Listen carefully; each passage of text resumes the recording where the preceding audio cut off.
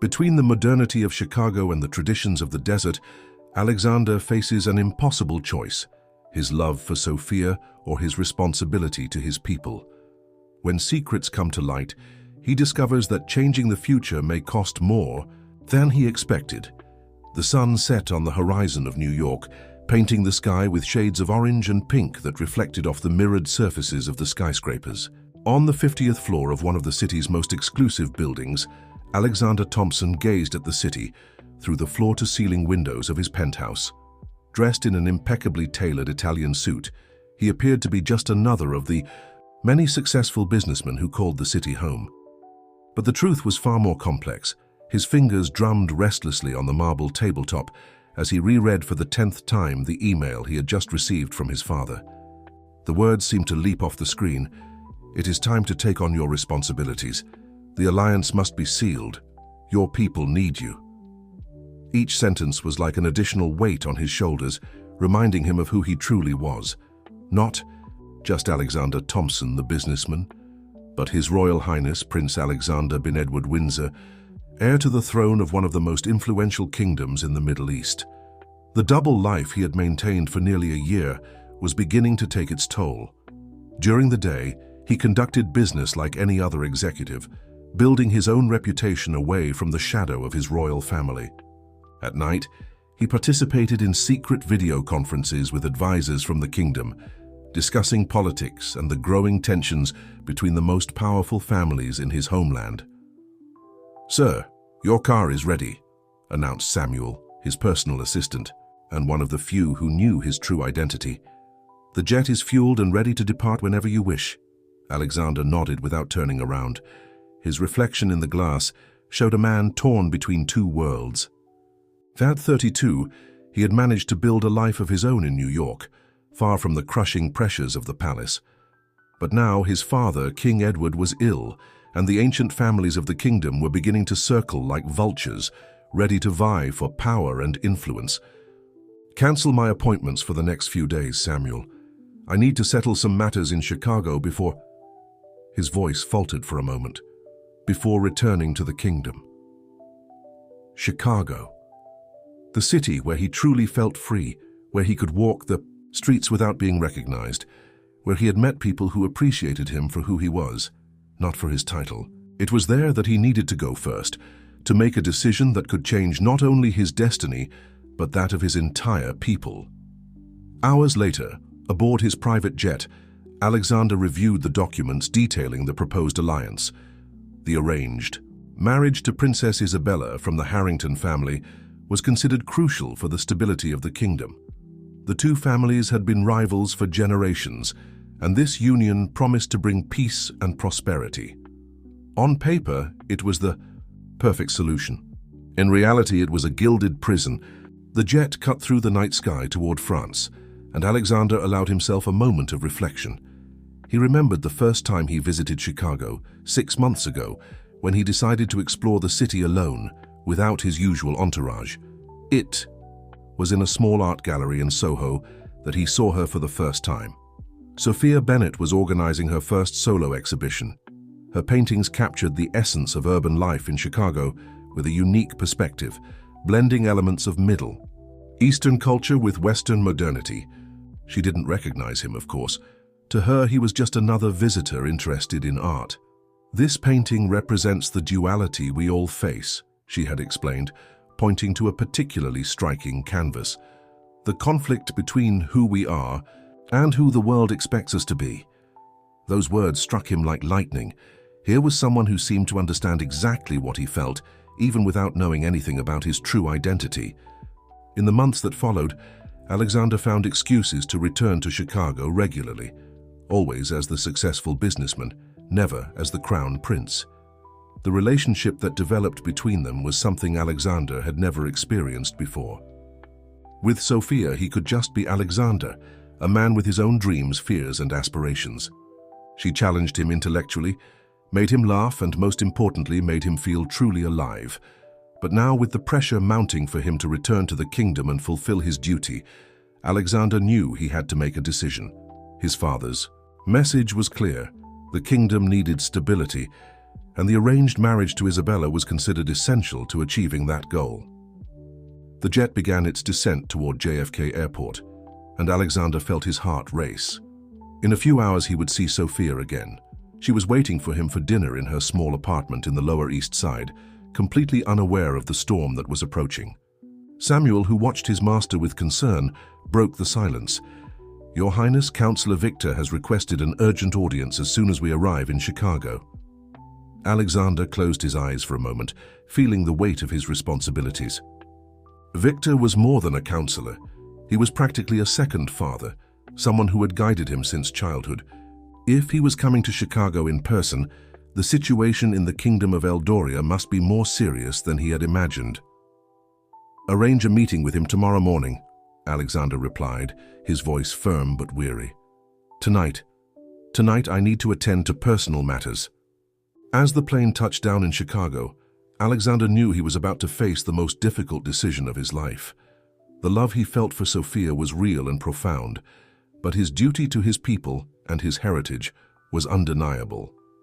How could he reconcile these two vastly different worlds? How could he choose between his heart and the crown? The taxi wound through the illuminated streets of Chicago, taking him toward Sophia's apartment. Every kilometer traveled heightened his anxiety. She deserved to know the truth, but how could he reveal something that might destroy everything they had built together? How could he explain that the man she had fallen in love with carried a secret that would change everything?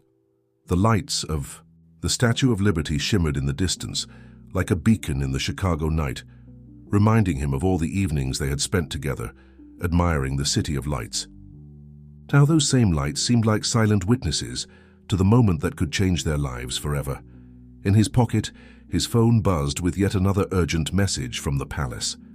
But for the first time in his life, Alexander decided to ignore the call of duty. That night, he would simply be a man about to face the truth of his heart, even if that truth might cost him everything he loved most. Sophia's apartment was a perfect reflection of her personality, warm, artistic, and full of life. The aroma of spices filled the air as she put the finishing touches on the dinner she had prepared, especially for Alexander. On the walls, her own paintings told the stories of a rising artist, each brushstroke revealing a little more of her restless soul.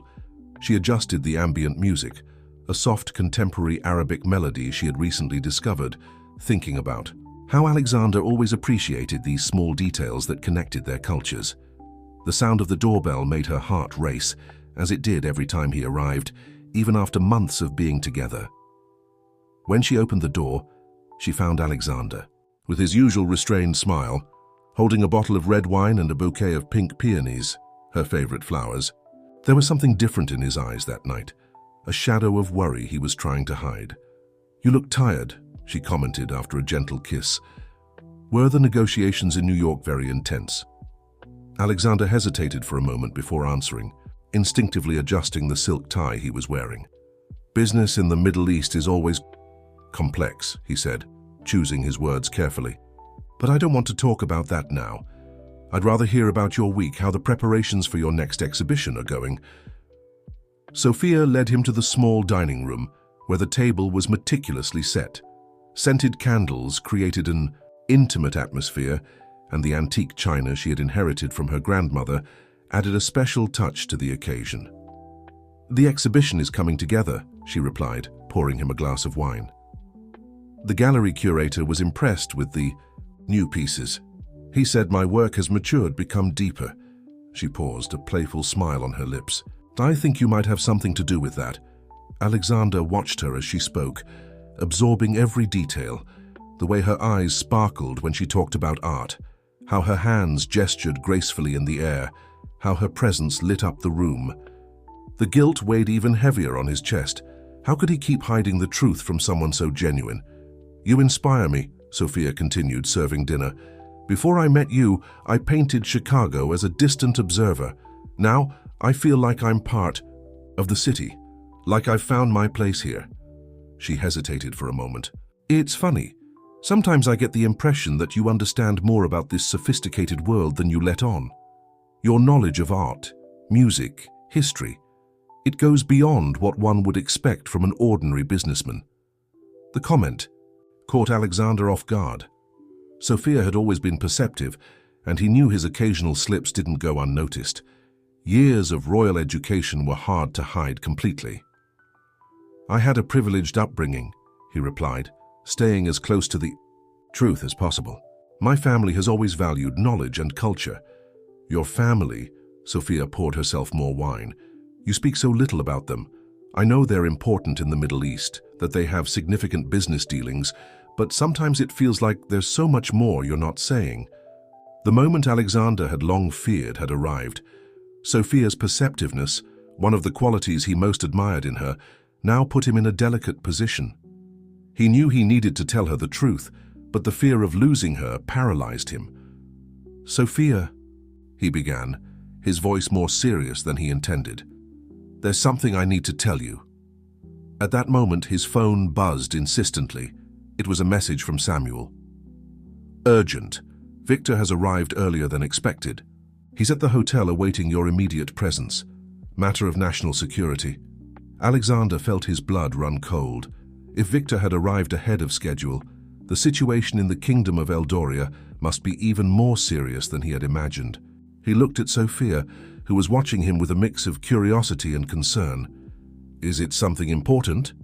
she asked, noticing his tense expression. "A business issue," he replied, hating himself for yet another half-truth. "I need to make a quick call, I'm sorry." As Alexander walked away to the small counter in the apartment, Sophia remained at the table, an uneasy feeling growing in her chest. There was something about his behavior that night that deeply unsettled her. The small inconsistencies she had always noticed but chosen to ignore now seemed to scream for attention. From the counter, Alexander was speaking in Arabic in a low voice, but the tone was clearly tense. Sophia, who had grown up in a Lebanese family in France, understood enough of the language to catch scattered words. "Impossible." "Not now, I need more time." When he returned to the table, his expression was even more troubled. "Sophia, forgive me, but an emergency has come up. I need to handle something crucial." "Alexander," she said, standing up. "What's going on?" "Really? Because I have the feeling there's much more to this story than you're telling me." He looked at her, feeling the weight of every second of silence between them. How could he explain that the man she knew, the successful businessman with whom she had planned a future, was just a facade? How could he tell her that every moment of happiness they had shared was built on a foundation of secrets? "You're right," he finally admitted. "There's a lot I need to tell you, but I can't do it now. I promise we'll talk tomorrow, and you'll know the whole truth." Amira crossed her arms, a posture he knew well. It was her way of protecting herself when she felt vulnerable. "The whole truth? Including why your associates sometimes treat you like royalty? Or why you've never introduced me to your family, even though you say you care so much about me?" Her words struck him like precise arrows. Amira had noticed more than he imagined, and each of her observations brought him dangerously closer to the truth he so feared revealing. "Tomorrow," he repeated, stepping closer to kiss her. "I promise you'll understand everything tomorrow." As she watched him hurry away, Amira remained still in the middle of her living room, the practically untouched dinner cooling on the table. The candles still burned, casting restless shadows on the walls, as if reflecting the turmoil in her heart. In her studio, an unfinished painting waited on the easel. It was a portrait of Khalid she had been secretly working on, trying to capture that air of mystery that always surrounded him. Now, looking at the canvas, she realized she might never have truly known the man she was trying to portray. At the hotel, Victor waited impatiently for Alexander's arrival. The royal advisor knew time was running out, and the news he brought from the kingdom of Eldoria could no longer wait. The stability of an entire nation was at stake, and the prince's personal feelings, no matter how understandable, could no longer take priority. The presidential suite of the Plaza Hotel exuded luxury in every inch of its opulent decor, but not even the splendor of the surroundings could ease the tension in the air. Victor, in his traditional Arab attire, paced back and forth across the spacious hall, his robes brushing silently against the Persian carpet. When Alexander finally entered the room, Victor halted his nervous pacing. The royal advisor studied the young prince carefully, noting how the well-tailored Italian suit and westernized demeanor contrasted with the image of the royal heir he had helped shape. "Your Highness," Victor began, his deep voice carrying a mix of respect and reproach, "the situation in the kingdom no longer allows for delays. Your father, may Allah protect him, is growing weaker, and the Harringtons are beginning to question the seriousness of our commitment to the alliance." Alexander poured himself a glass of water, trying to gather his thoughts. "My father is still the king. Tradition doesn't require me to take over immediately." "The traditions," Victor emphasized the word, "require that the crown prince demonstrate responsibility and commitment to his people. Living like a Westerner in Chicago, involving himself with—" He paused significantly. "Distractions is not what is expected of the future leader of our nation." "Sophia is not a distraction," Alexander replied, his voice firm. "And my business in New York has strengthened our international trade relations." Victor walked closer to the window, gazing at the lights of Chicago. "I have received reports about this young artist, Sophia Bennett, daughter of Lebanese immigrants, with no significant political connections, a promising but modest artistic career. Do you truly believe she could be a suitable consort for a king?" The mention of Sophia's full name and the details of her life sent a chill through Alexander. The extent of the surveillance she had been subjected to deeply disturbed him. "You investigated her without my authorization?" "It is my duty to protect the interests of the Kingdom of Eldoria," Victor replied, turning to face Alexander. "Just as it is your duty to honor the agreement with the Harringtons. Princess Isabella has been raised from the cradle to be queen. Your marriage is not just a union, it is a guarantee of stability for millions of people." Alexander stepped closer to the window, looking out at the city that had become his refuge. Chicago, with its blend of history and modernity, was so different from his homeland.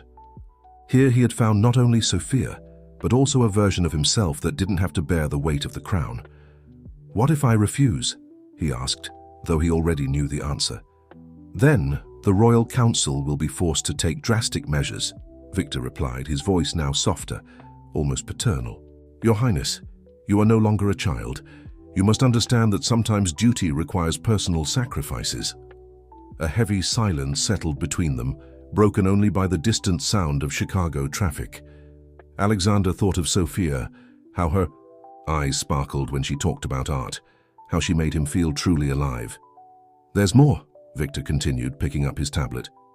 "We've received troubling information about movements within the palace. Your cousin, Nathaniel, has been holding secret meetings with influential members of the council. He's trying to position himself as a more traditional alternative for the leadership of the Kingdom of Eldoria." The mention of his cousin's name made Alexander turn sharply. Nathaniel had always been ambitious, but the idea that he was actively conspiring was unsettling. "What kind of meetings?" Alexander asked, his tone shifting to that of a leader concerned for his people. "He's been arguing that your prolonged absence and your westernized lifestyle show a lack of commitment to our traditions. The Harringtons are particularly sensitive to these arguments.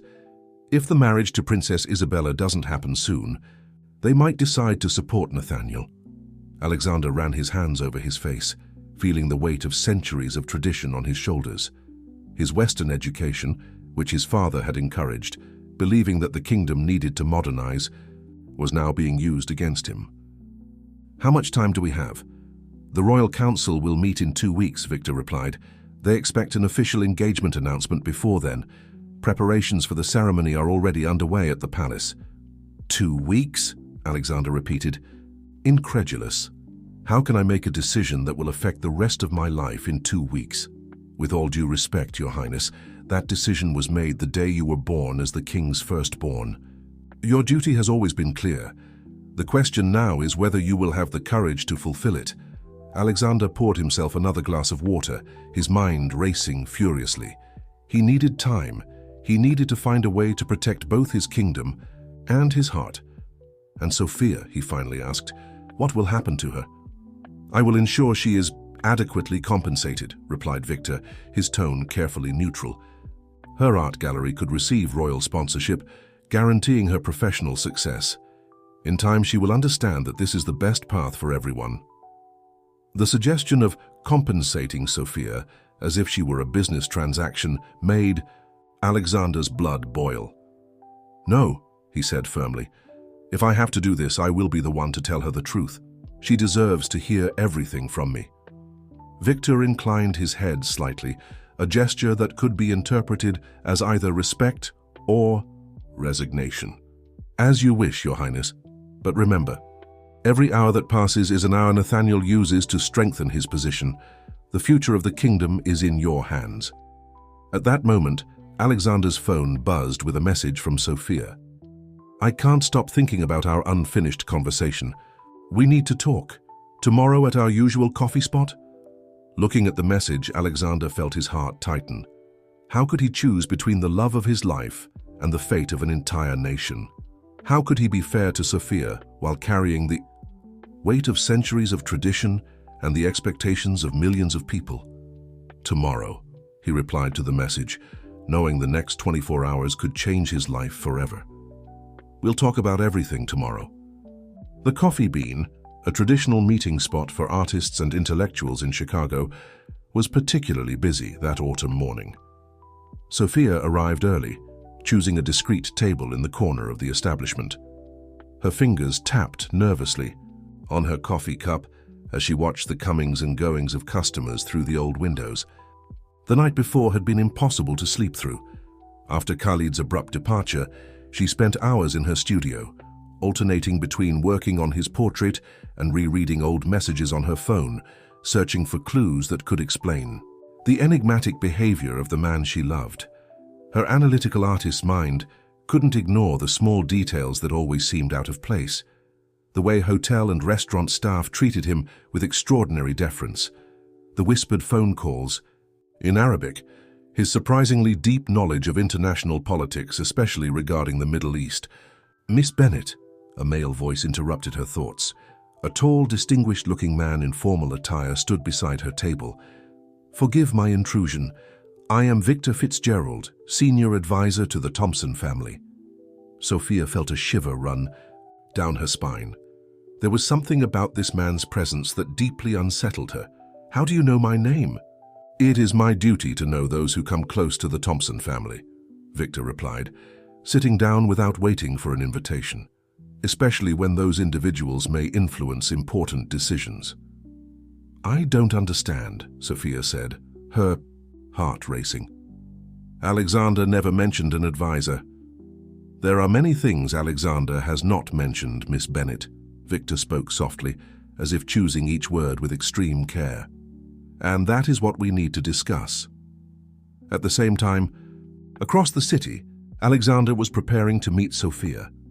In his room at the Plaza Hotel, he stared at his reflection in the mirror, no longer wearing his Western suits but rather the traditional garments of his position.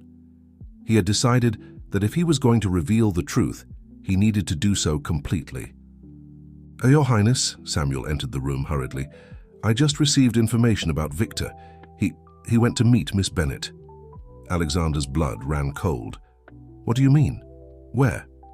"At the cafe where you usually meet her. He arrived earlier." Not waiting for the end of the sentence, Alexander rushed out of the room. As his driver sped through the streets of Chicago, he desperately tried to contact Sophia, but his calls went straight to voicemail. Back at the cafe, Victor continued his conversation with Sophia, each word carefully chosen for maximum impact. "Your artistic talent is remarkable, Miss Bennet. Your works demonstrate a unique sensitivity in capturing the essence of people. But I wonder, have you truly captured the essence of the man you think you know?" Sophia held her coffee cup firmly, trying to maintain her composure. "Why are you here, Mr. Fitzgerald? What do you really want to tell me?" "I want to prevent two good people from suffering unnecessarily," he replied, his tone softening.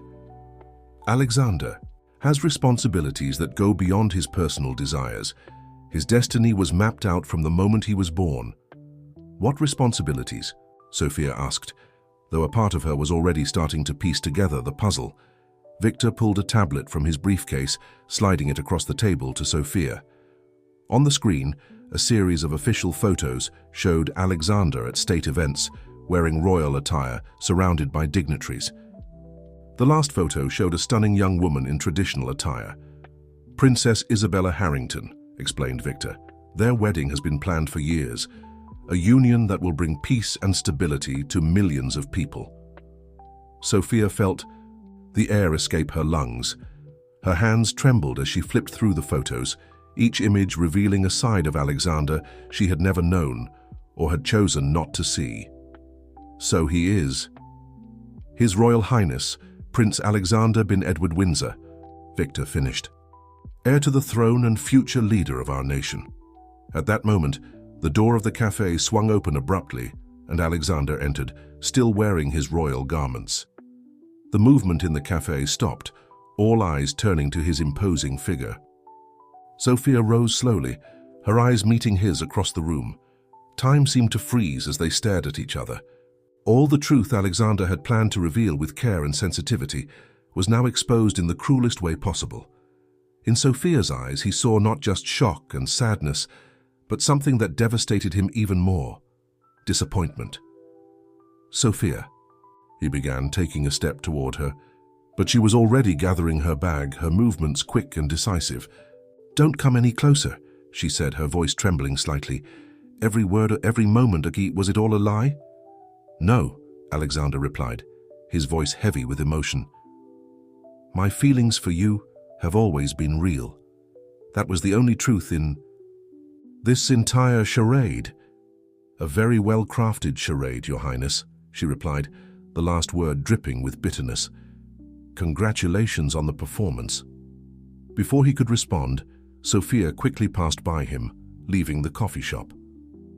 The silence that followed was deafening. Alexander remained motionless, aware of the curious glances from the other customers, the barely concealed satisfied smile from Victor, and the weight of the crown that now seemed heavier than ever. "It was necessary," said Victor, standing up. "Sometimes the truth needs to be like a scalpel, swift and precise even if it causes momentary pain." Alexander turned to his advisor, years of diplomatic training barely containing his fury. "You had no right. It was my story to tell." "The kingdom takes precedence over your personal desires, Your Highness," replied Victor. "It always has, and it always will. Now we need to prepare for your return. The council awaits your presence." But Alexander was no longer listening. His eyes were fixed on the abandoned coffee cup left by Sophia, still half full, with a lipstick mark on its rim. The last trace of the dream he had dared to live. Sophia's studio, usually a sanctuary of creativity and peace, had turned into a reflection of the chaos dominating her mind. Unfinished canvases piled up in the corners, paint tubes lay scattered on the floor, and the portrait of Alexander remained on the central easel like a silent accusation of her own naivety. The hours following the revelation at the coffee shop passed in a blurry haze. She wandered the streets of Chicago, her beloved city which now seemed strangely hostile and cold. Every corner held a memory with Alexander, or was it with the prince? She could no longer distinguish what was real from what had been an elaborate illusion. Her mother, Eleanor, had called several times, worried after receiving a confused and emotional message from Sophia. "Ma chérie, open the door, I know you're in there." After several minutes of insistence, Sophia finally gave in. Eleanor entered the studio and found her daughter sitting on the floor, surrounded by sketches and photographs. "Oh, mon amour," Eleanor whispered, sitting down beside her daughter. Her eyes scanned the room until they settled on the unfinished portrait of Alexander. "So it's true. What's circulating on social media?" Sophia nodded silently. The photos of Alexander at the coffee shop in his royal attire had already spread across the internet like wildfire. The story of the disguised Arab prince and his artist lover was becoming the talk of the moment in Chicago. "How could I have been so blind, maman?" Sophia asked, her voice hoarse. All the signs were there. The way he avoided public photographs, the mysterious calls, the knowledge of art that went far beyond a simple interest. Eleanor hugged her daughter, letting her cry on her shoulder as she had done when she was a child. "True love makes us see what we want to see, ma chérie. But tell me, What does your heart feel now beyond the pain of betrayal? The question caught Sophia by surprise. Amid the turmoil of emotions, anger, humiliation, sadness, there was something else, something she was desperately trying to ignore. "I love him, maman," she finally admitted, the words coming out as a painful whisper. "The man I met, who laughed at my silly jokes, who spent hours discussing art with me, who looked at me as if I were the only person in the world. Is that man real, or was he just a mask?" Meanwhile, at the Plaza Hotel, Alexander was facing his own inner storm. After the scene at the coffee shop, he had locked himself in his suite, ignoring Victor's attempts to discuss the preparations for his return to the Kingdom of Eldoria. The tablet in his hands displayed the same news that was circulating online, each headline a new stab to his heart. "Your Highness," Samuel entered the room quietly. "The king is on the line. He wants to speak with you." Alexander closed his eyes for a moment, gathering his strength. His father's voice, though weakened by illness, still carried the authority of decades of leadership. "My son," King Edward spoke, his breathing heavy over the phone. Victor informed me about the events in Chicago. It's time to come home. "Father," Alexander began, but was interrupted. "No, listen to me. When your mother passed, I promised her I would make you not just a good king, but a happy man. I allowed you to study in the West, to explore the world beyond our borders. But now our people need you, the stability of the kingdom. And my happiness, father. What happened to that promise?" A long silence followed. When the king spoke again, his voice was heavy with emotion. "The crown always demands sacrifices, my son. I myself had to give up many dreams for the sake of the kingdom, but I will say this. If your heart truly belongs to that young woman, find a way to make it work within the traditions, not against them." His father's words resonated deeply within Alexander. For the first time since the revelation at the cafe, an idea began to form in his mind. It was risky, possibly even reckless, but perhaps it was his only chance to reconcile duty and love. In her studio, Sophia finally found the strength to stand. She approached the unfinished portrait of Alexander, studying the features she had captured on the canvas. Now looking more closely, she could see the duality that had always been present in his gaze, the tension between duty and desire, between tradition and change. "You know," said Eleanor, watching her daughter, "your grandmother always said that great loves come with great challenges. The question isn't whether there were lies, ma chérie, but whether what is true is strong enough to overcome the obstacles." At that moment, Sophia's phone rang. It was a message from an unknown number. "Miss Bennet, I am Samuel, personal assistant to Prince Alexander. His Highness requests one last conversation before returning to the Kingdom of Eldoria. He will be in Central Park at sunset. No security, no advisors. Just him." Sophia reread the message several times, her heart beating, out of rhythm. The artist in her couldn't help but appreciate the poetry of the situation. The garden where they had met, where she had been sketching on that spring afternoon when a charming businessman stopped to admire her work. "What are you going to do?" asked Eleanor, noticing her daughter's thoughtful expression.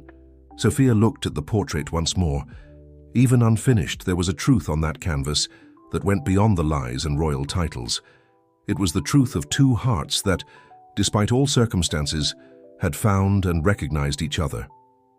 "I'll hear what he has to say," she finally replied. Not for the prince, but for the man who for a few precious moments was just Alexander. The sun of Chicago began its descent on the horizon, painting the sky with golden and pink hues that reflected on the calm waters of Central Park. Alexander waited near the central fountain, this time dressed in understated Western attire. He had dismissed his security, ignoring Victor's vehement protests, because he knew this moment demanded absolute authenticity. His eyes scanned the gravel path where Sophia usually arrived, vividly remembering the day he first saw her.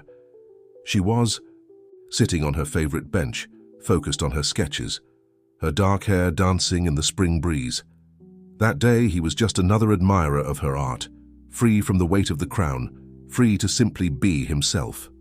The sound of footsteps on the gravel brought him back to the present. Sophia approached, wearing a simple blue dress, her sketchpad held firmly against her chest like a shield.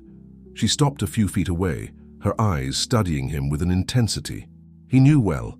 It was the same look she had when she began a new portrait, searching for the truth beneath the surface.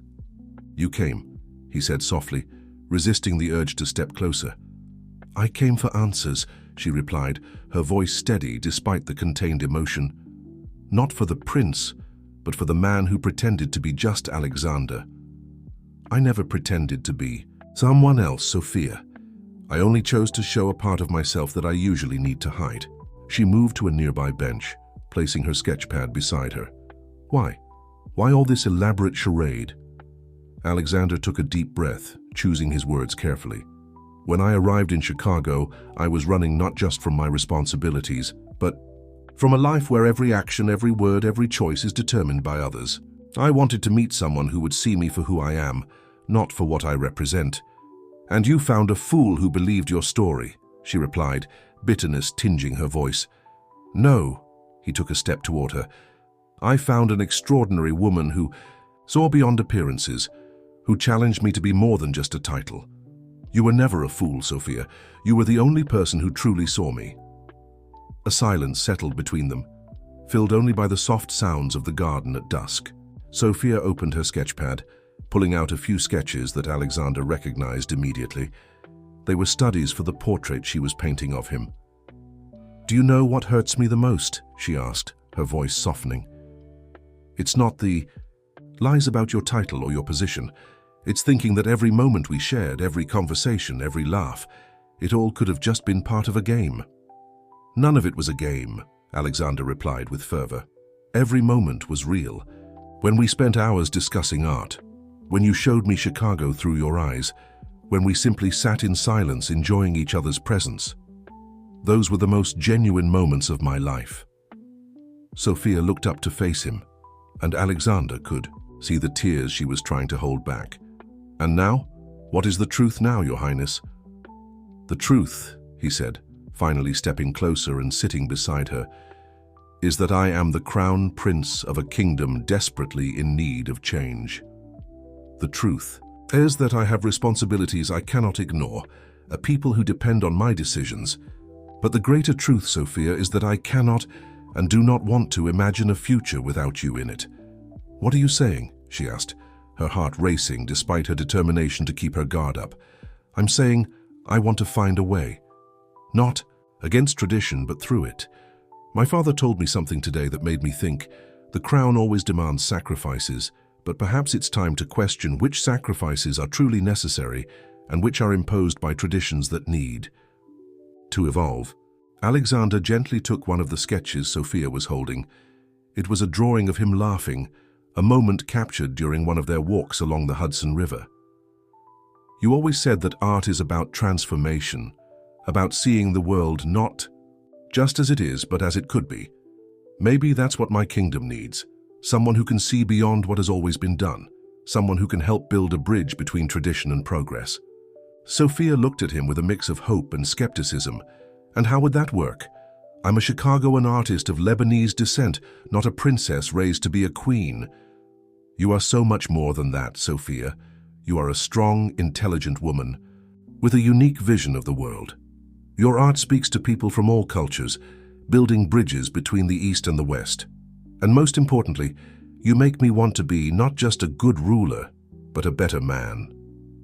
The last lights of the day danced on the waters of the fountain, creating golden reflections that seemed to envelop the couple in a moment suspended in time.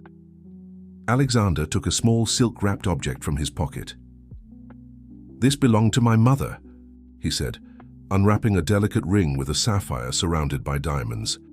"She gave it to me before she left, saying I should only give it to someone who made my heart sing. At the time, I didn't understand what she meant. Now I do." Sophia looked at the ring, its timeless beauty telling a story of love and tradition that spanned generations. "Alexander, I'm not asking for an answer now," he said softly. "I know there's much to consider, much to discuss.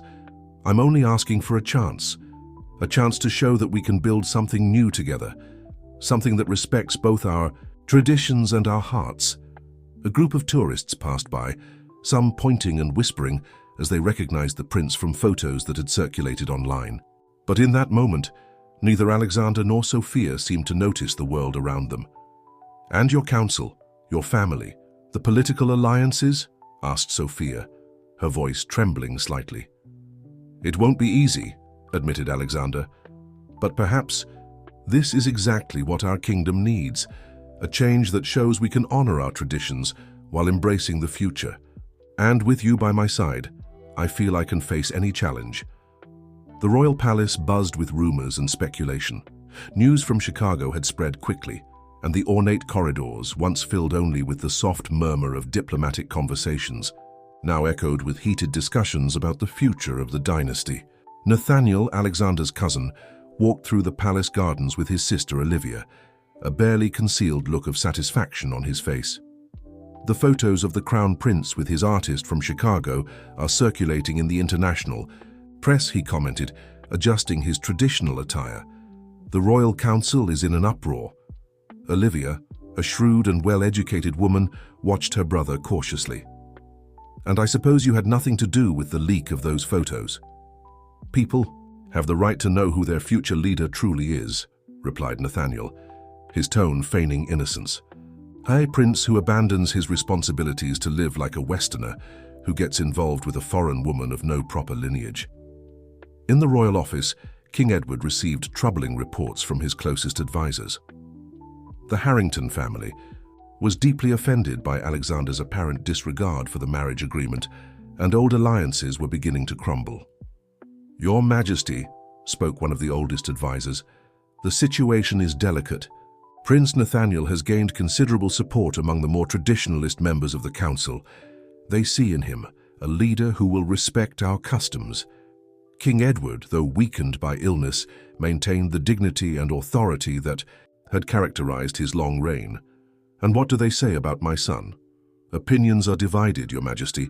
Some admire his Western education and progressive vision, believing it could modernize our kingdom.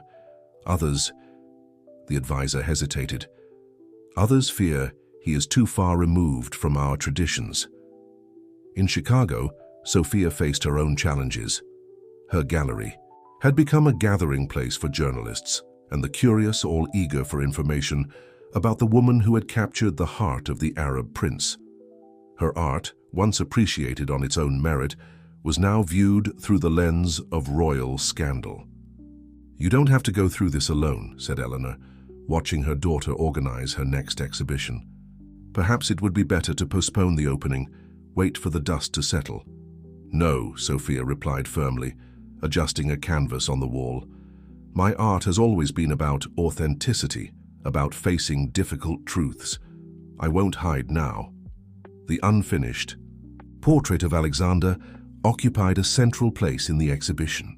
Sophia had decided to complete it, transforming it into a work that captured not only the image of the man she loved, but also the complexity of his dual identity, the prince and the man, the traditionalist and the reformer.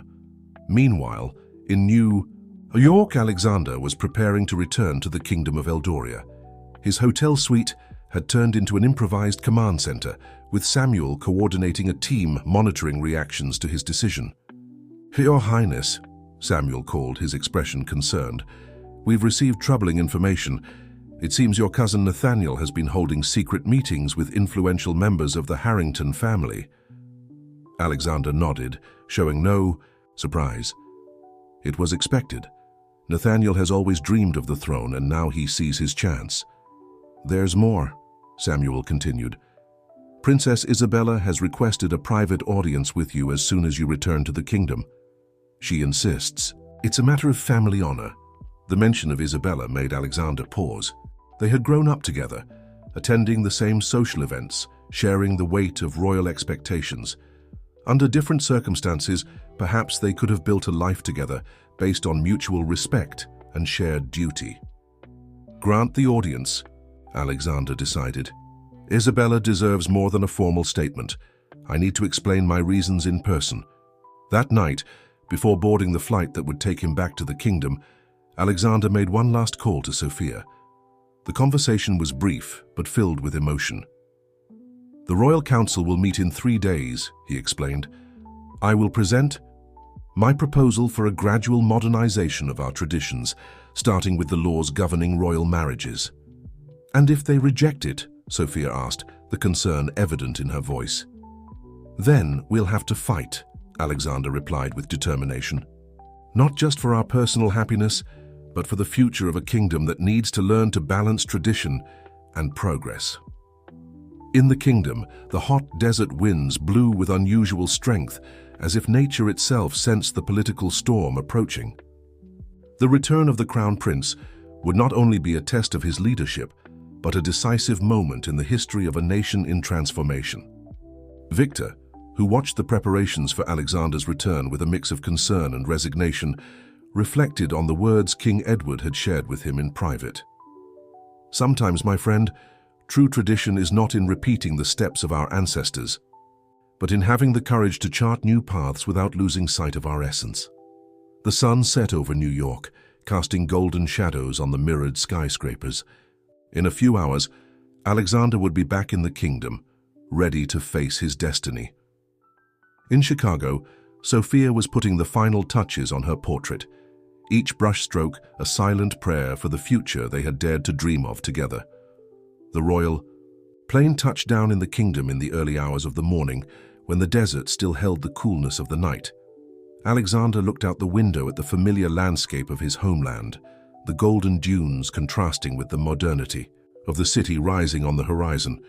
The entourage waiting for him on the private runway was smaller than protocol usually required, a clear sign of the delicacy of the political moment. Victor, who had returned days earlier to prepare the ground, approached as soon as Alexander stepped off the plane. "Your Highness, your father awaits you at the palace. The council has been summoned for this afternoon."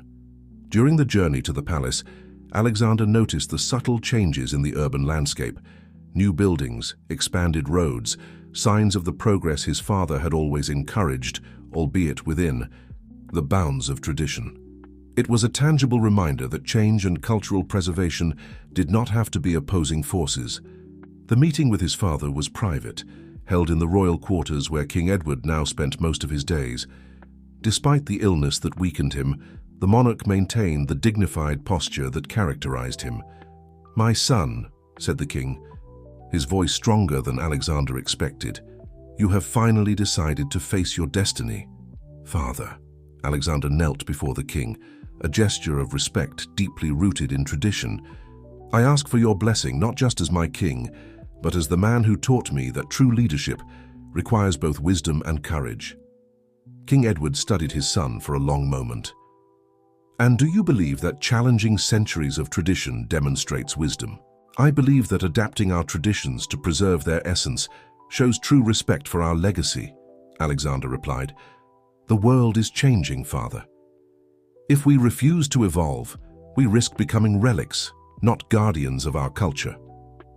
A faint smile crossed the king's weary face. "Your words remind me of your mother.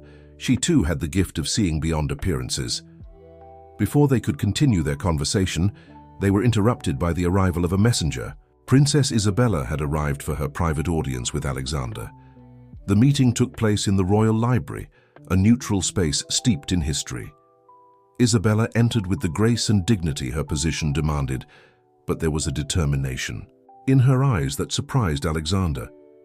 "Your Highness," she greeted him formally, declining the seat he offered. "I have not come to demand explanations or make accusations.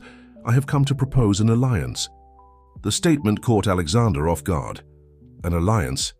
"Yes," Isabella continued, her voice steady. "Like you, I too have dreams that go beyond the traditional roles assigned to us.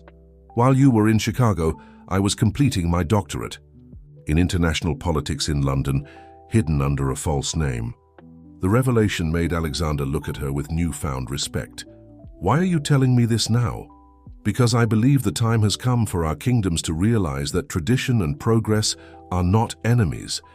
Your cousin Nathaniel has been secretly meeting with the most conservative elements of both families, promising a return to traditional values. If he gains the necessary support, The entire modernization process our parents initiated will be reversed. As they spoke outside the library, Nathaniel was conducting his own meeting with influential members of the council. In a private room of the palace, he presented his vision for the future of the kingdom. Prince Alexander proposes changes that threaten the very foundations of our society, he argued, his voice laden with false concern. First, he questions our matrimonial traditions. What will be questioned next? Our laws? Our values? In Sophia's studio in Chicago, the artist was putting the finishing touches on her exhibition. The portrait of Alexander, now complete, occupied the center of the gallery. She had managed to capture not only his physical appearance, but also the duality of his nature, the weight of tradition and the longing for change, royal duty, and the pursuit of authenticity. Eleanor watched her daughter with maternal concern. The vernissage is tomorrow. The international press has already confirmed their attendance.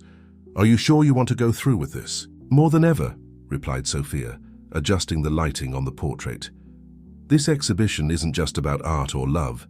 It's about the courage to be authentic, even when the world expects you to fit into predefined molds. Back at the Palace, Alexander and Isabella were wrapping up their conversation, having reached an understanding that could change the future of both kingdoms. The council will meet in an hour, Victor informed, entering the library. Your Highness, Nathaniel has already secured the support of several influential members. Alexander nodded, exchanging a meaningful glance with Isabella. Then it's time to show that tradition and progress can walk hand in hand, that the true strength of our culture lies not in its rigidity but in its ability to adapt without losing its essence. As the council members began to gather in the grand audience hall, Alexander made one last call to Sophia. Tomorrow will be your vernissage, he said softly, and here today I will present our vision for the future of the kingdom, two different moments but connected by the same desire for authenticity. May Allah give us strength, replied Sophia, her voice conveying both love and concern, to remain true to who we are, even when the world demands we be something else. The ancient royal council chamber, with its Moorish arches and centuries-old tapestries, had never seemed as imposing as it did on that decisive afternoon.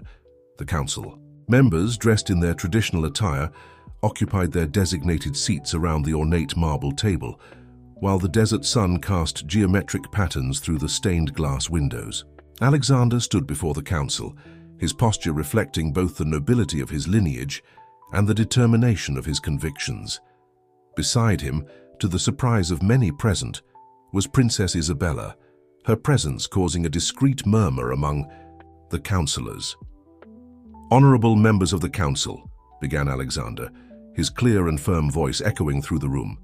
We are here today not merely to discuss a royal marriage, but to determine the future of our nation.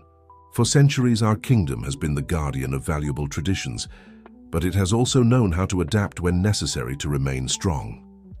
Nathaniel, seated among his supporters, could not completely hide his discomfort at Isabella's presence.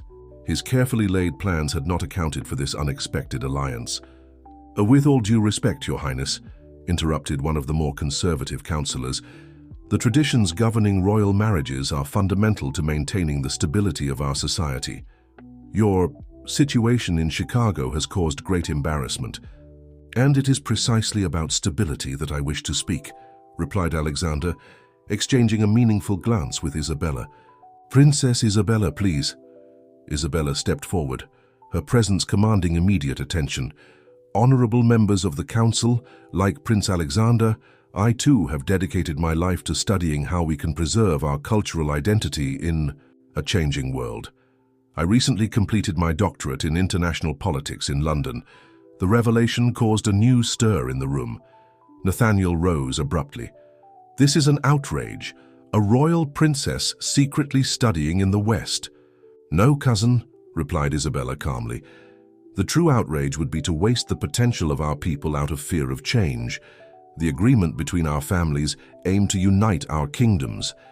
Today we propose a different but equally significant union.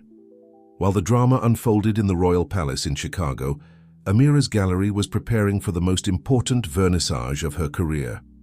Journalists from around the world gathered outside, drawn by both the artistic aspect and the element of royal romance that the exhibition promised. Eleanor helped her daughter with the final preparations, observing how Amira maintained her composure, despite the pressure.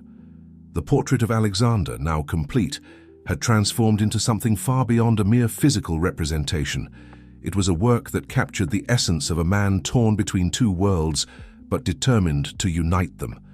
Back in the council chamber, Alexander continued his presentation.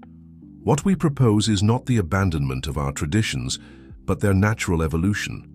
Princess Isabella will take on a crucial diplomatic role, strengthening our international relations and overseeing educational projects that will benefit both kingdoms. And what about the French artist? Questioned another councillor, his voice laden with skepticism. Chicagoan, Alexander corrected gently, of Lebanese origin, and her name is Amira Bennett. Her art has been building bridges between cultures, exactly the kind of understanding our kingdom needs to thrive in the modern world. At the gallery in Chicago, the doors finally opened for the vernissage. The space quickly filled with an eclectic mix of art lovers, journalists, and diplomats. The portrait of Alexander, revealed to the public for the first time, elicited a reverent silence followed by admiring murmurs. "It's extraordinary," commented a respected art critic. "The way she captured the duality of the subject, the tension between tradition and modernity. It's a powerful metaphor for the transformations our world is facing." In the palace, the discussion had grown more heated. Nathaniel, seeing his plans crumble, made one last desperate attempt. "This is a farce. First, a princess who hides away to study in the West, now a prince who wants to marry a commoner. Where is our respect for tradition?" It was at that moment that King Edward, to everyone's surprise, entered the council chamber. Leaning on his cane but with a firm and determined gaze, he walked slowly to his place at the head of the table. "Tradition," said the king, his voice calm yet authoritative, "is not a prison that keeps us stuck in time. It is a solid foundation upon which we build our future. My son does not propose abandoning who we are, but rather honoring our essence while adapting to new times." The silence that followed the king's words was profound. In Chicago, at that very moment, Sophia stood before her portrait of Alexander, answering questions from the press with a dignity that impressed everyone. "This work is not just about a man or a love story," she explained. "It is about the courage to be authentic in a world that often asks us to wear masks. It is about finding harmony between different worlds, not through conflict but through understanding." The fate of two lives, two kingdoms, and two cultures was being decided simultaneously on two different continents. Night was falling in Chicago, while the sun began to set in the kingdom of Eldoria, casting its last golden rays through the stained glass of the council chamber, like an omen of the dawn of a new era. The sun rose over the kingdom, its first golden rays illuminating the minarets of the royal palace. It was the dawn of a new day, but also of a new era. The Royal Council's decision, after hours of intense debate, had been historic. By a significant majority, they approved the modernization proposals presented by Alexander and Isabella. The presence of King Edward had been decisive. His wisdom and authority, earned over decades of just rule, carried a weight that even the most staunch traditionalists could not ignore. When he expressed his support for the changes proposed by his son, the resistance began to wane. "The true guardian of traditions," declared the king, "is the one who knows how to preserve their essence while adapting their form to the needs of new times. My son and Princess Isabella do not propose to destroy our legacy, but to strengthen it for future generations." The political defeat of Nathaniel was complete. His manipulations and conspiracies came to light during the meeting, exposed by documents presented by Isabella, proof of his attempts to subvert the order of succession. The council, shocked by his actions, voted for his temporary removal from court. In Chicago, Sophia's exhibition had become a cultural phenomenon, her portrait of Alexander, revealing the complexity of a man caught between two worlds, struck a sensitive nerve in an increasingly globalized society. Critics and visitors praised not only her artistic technique, but also her ability to capture a universal truth through a personal story. 1 week after the council's decision, Alexander returned to Chicago. This time he arrived as himself, no longer hiding his identity, but proud of who he was and what he had achieved. The gallery was closed to the public when he entered, finding Sophia alone in front of his portrait. "You managed to capture not just my image," he said softly, "but the entire journey that brought me here." Sophia turned to face him, her eyes shining with restrained emotion. "And now? What will this journey look like moving forward?" "Different from anything any of us imagined," Alexander replied, stepping closer. "The council has approved a series of modernizing reforms. Isabella will be our international ambassador, leading educational and cultural initiatives. And he paused, taking Sophia's hands in his, "we'll have the chance to build something new together." "How can a Chicagoan artist and an Arab prince make this work?" she asked, a gentle smile playing on her lips. "The same way we've done. Everything so far with courage, honesty, and love," he replied. "Our marriage will be different from traditional royal weddings. You will keep your artistic career, continue your work of building bridges between cultures, and together we will show that tradition and progress can walk hand in hand." In the kingdom of Eldoria, the changes began to materialize gradually. Isabella took on her diplomatic role with distinction, her Western education and deep knowledge of Arab traditions, making her a natural bridge between the two worlds. Her educational initiatives, allowing more young people, especially women, to access international opportunities, began to transform society from within. King Edward, though still facing health challenges, found new energy as he watched his kingdom embrace the future without losing its identity. In a private ceremony, he handed Alexander the royal ring that had belonged to generations of rulers. "Wear it wisely, my son," he said, "and always remember that the true strength of a leader lies not in their power, but in their ability to unite seemingly opposing people and ideas." The wedding of Alexander and Sophia, held 6 months after the council's decision, was a celebration that captured the world's imagination. Combining traditional Arabic elements with contemporary touches, the ceremony symbolized the new direction the Kingdom of Eldoria was taking. Sophia, wearing a dress that elegantly blended Western and Eastern elements, was radiant. Alexander, in his traditional royal attire, had never seemed so happy and at peace with himself. Eleanor, watching her daughter during the ceremony, recalled her own mother's words about great loves coming with great challenges. Now seeing Sophia and Alexander together, she realized that challenges were not obstacles to be avoided, but opportunities for growth and transformation. A year after the wedding, the first international contemporary art exhibition was inaugurated in the kingdom's capital, organized jointly by Sophia and Isabella. The exhibition, celebrating artists from both the East and the West, became a symbol of the new path the kingdom had chosen, a path of openness and cultural dialogue, while always respecting its roots. In her studio at the palace, Sophia began working on a new series of paintings. Inspired by her experience of living between two worlds, Alexander often found her there in the early hours of the morning or late in the afternoon, both sharing moments of quiet amidst their busy royal schedules. "You know," she said one day while working on a new canvas, "when we first met in Central Park, I never imagined our story would bring us here."